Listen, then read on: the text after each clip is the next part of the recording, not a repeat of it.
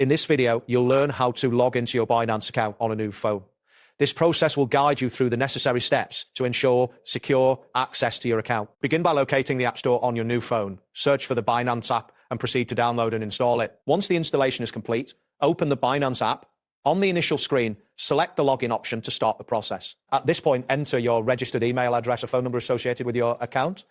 It is essential to ensure that your internet connection is stable to avoid interruptions during login. If possible, refrain from using public Wi-Fi for added security. After entering your email or phone number, you will be prompted to enter your account password. Make sure to input your password carefully to avoid any errors. If you have two-factor authentication enabled, you will also need to complete this step. This may involve receiving a verification code via email or SMS, which you will need to enter on the screen. If you are prompted to approve a login request, do so to confirm your identity. It's important to never share these verification codes with anyone to maintain account security. Once you've successfully entered your password and completed any verification steps, you should receive a confirmation that you are logged in.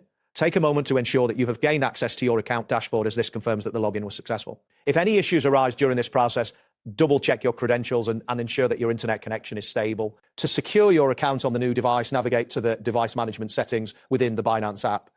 Here you can review any previously linked devices and remove any old or unused devices as necessary. Additionally, consider enabling an app lock feature on your new phone for added security.